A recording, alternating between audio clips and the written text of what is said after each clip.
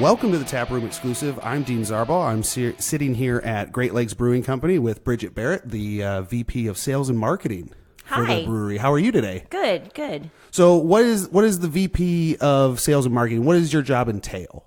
So I actually like to think of it more about the customer. So basically anything that touches the customer is something that my team leads. So here on campus, our retail business, our brew pub, the gift shop, private events, tours.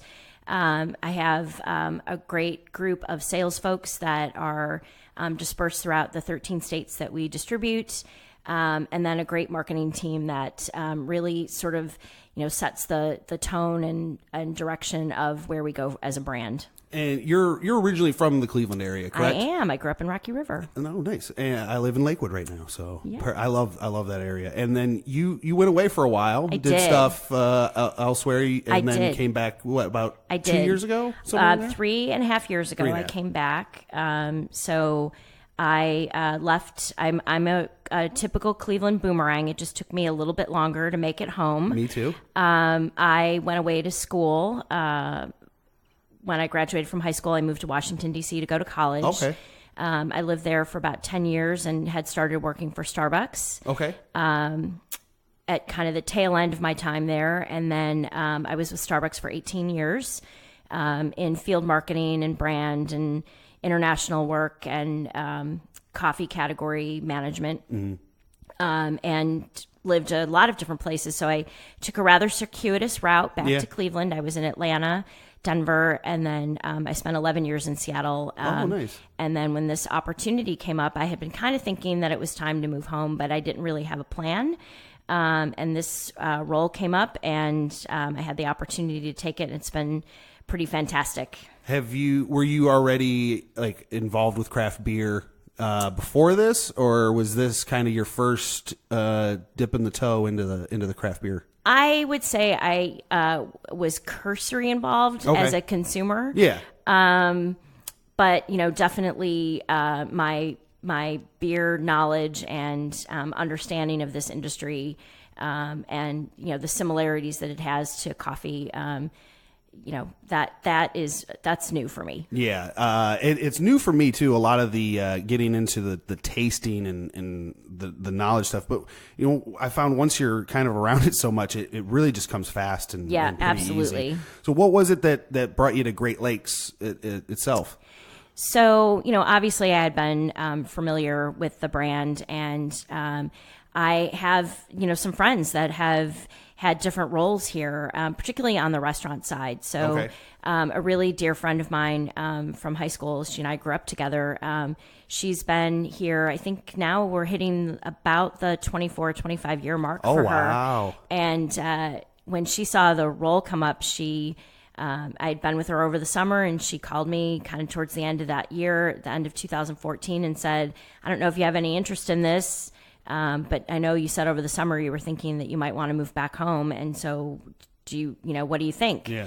And, a role like this, at a company like this, I didn't even think was possible. And I wasn't, like I said, I knew I wanted to move back, and I thought, if I could even get within 2 hours of Cleveland, that would be great. Right. And so the fact that, that I got to be here and work, at a company that, is values-based, that, is so close-knit, that has so many people that have been here for so long. I think it says a lot about the company and the culture. And, I think a lot of people say that they have that, that can be kind of a trite statement, but I think it's the real deal here. It's verifiable. And you can feel it. And, and you don't want to do anything, you want to make sure that you absolutely protect it, and that you care for it like you do your own family, because that's really what we are here. And you hear, and I think that goes into a big part of everything that you guys do for the community. You guys are so close to the community around here.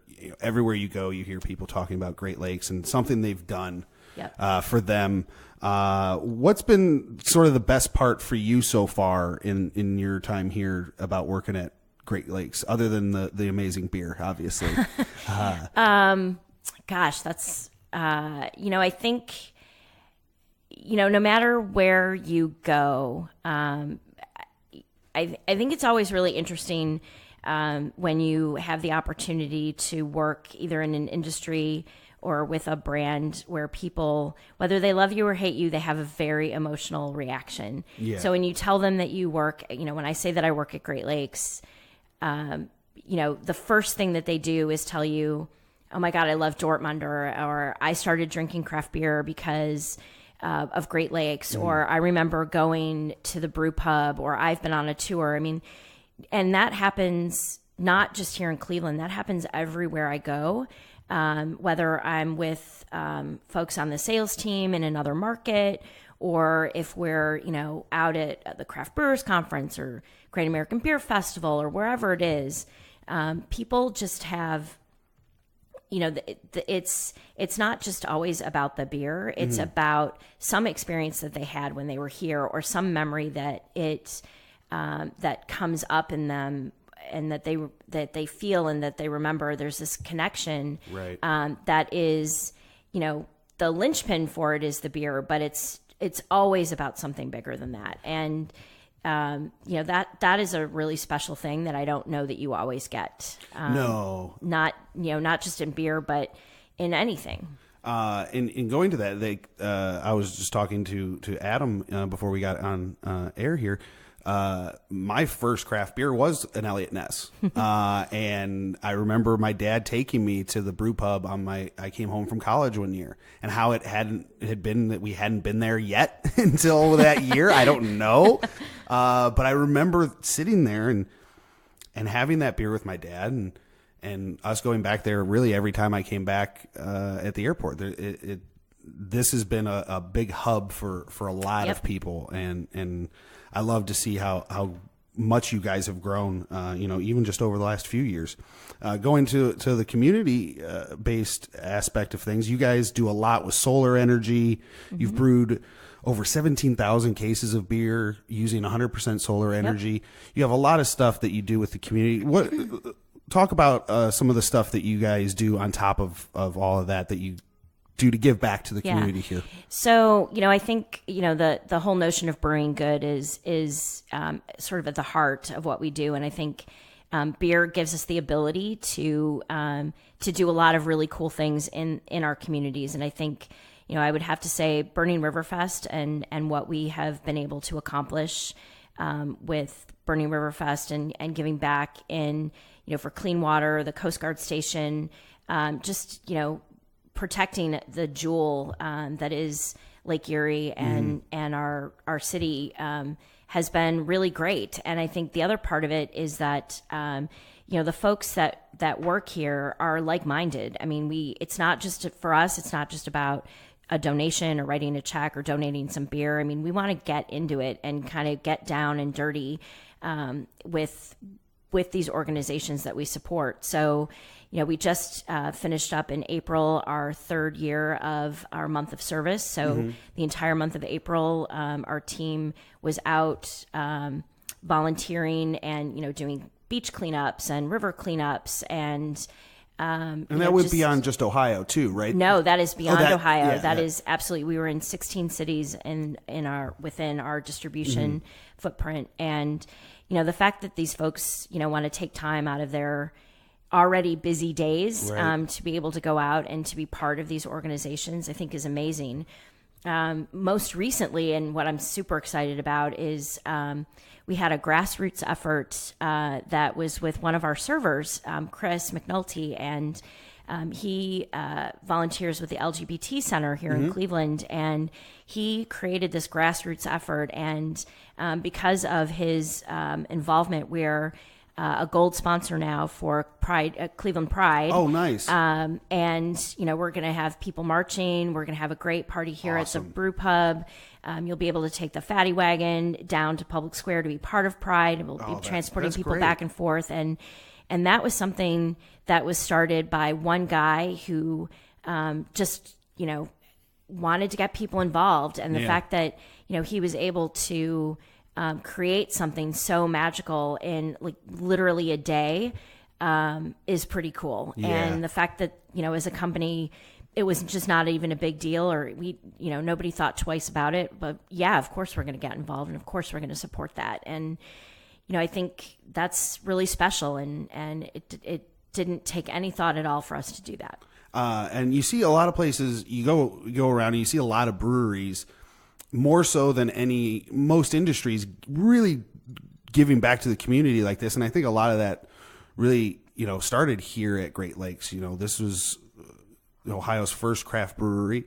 That's the largest brewery in Ohio. Mm-hmm. And, it's amazing to see the industry that we have now in Ohio, specifically because of what you guys have done here. This is actually your 30th anniversary in September, right? I know. And you guys have a lot of fun stuff planned. We do. You guys have announced a few things over the last couple days as well that you've been doing.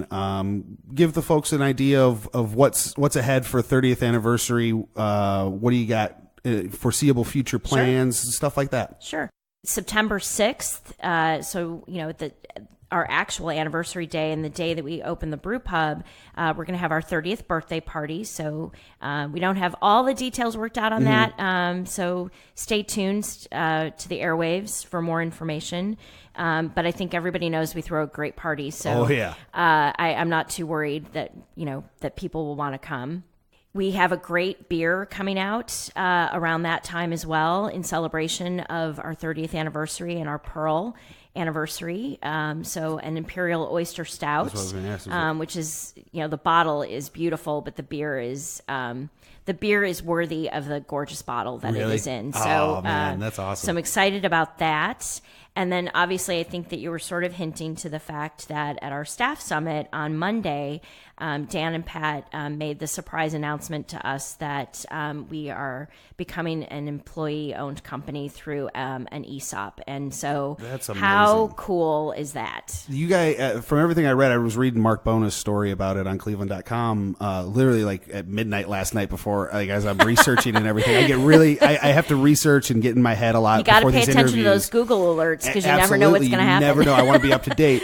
And I didn't want to bring up anything that you didn't necessarily want to talk about, but I saw that, and the reaction from everybody had to have been amazing. I wish I could have been there just to see the reactions of everybody. Reading it from Mark's story is one thing, but yeah, I mean, Mark really captured it. I'll be honest. I think in that story, he talks about how Dan and Pat told him that the consultant that was working with us said you should be prepared for silence, and that's a true story. That happened. It was kind of surreal, and I think it was really cool to just look around the room and see people's reaction as it was starting to sink in, what was written on that bottle, and to see the pride and the emotion that Dan and Pat had. This is their baby and this is their family, and the fact that they want us to share in that, I think, is just so awesome. I mean, and the fact that this will do what I think is most important to everyone, which is remain a family-owned independent brewery, is just that's just the icing on the cake. Absolutely. And They were really sneaky. They had our friends over at Brokaw. They've been working with us probably longer than anybody. So they worked with Steve McCuna over at Brokaw to design that label, and they were super sneaky about it, and I'm impressed. That's awesome. Yeah. I love when they kind of just keep that stuff up the sleeve and throw it on everybody. I know they're very proud of themselves.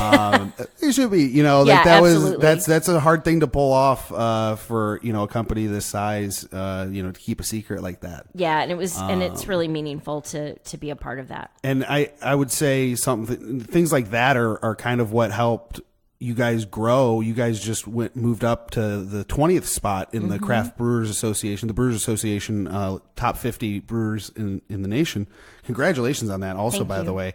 What do you attribute, outside of just the great beer, the way Pat and Dan do things, what do you kind of attribute to the growth of this company? I think obviously, the relationships that we have with our wholesale partners, not only in Ohio, but outside, are really important, and they're really critical to us being successful. And so we don't take that for granted.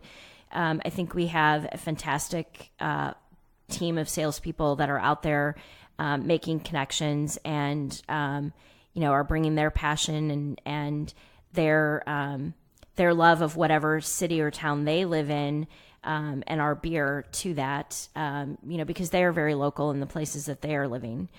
I think continuing to focus on quality beer, and consistently producing quality beer, the proof is always in the liquid, and that's what gets people coming back over and over and over again.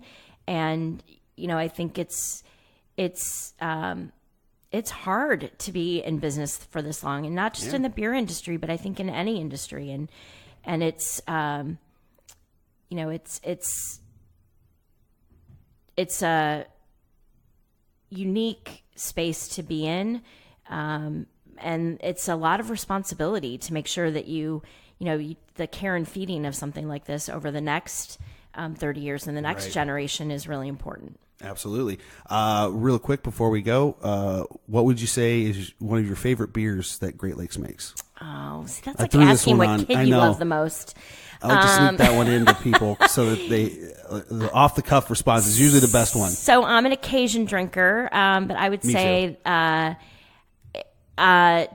Turntable and Edmund Fitzgerald. There you go. I love those. You guys can follow Great Lakes on Twitter at GLBC_Cleveland. Check them out on Facebook, all that. Bridget, thank you so much for being here. I really appreciate your time. Thank you very much for having me. And tune in next week for another all-new episode of the Tap Room Exclusive. Sounds great.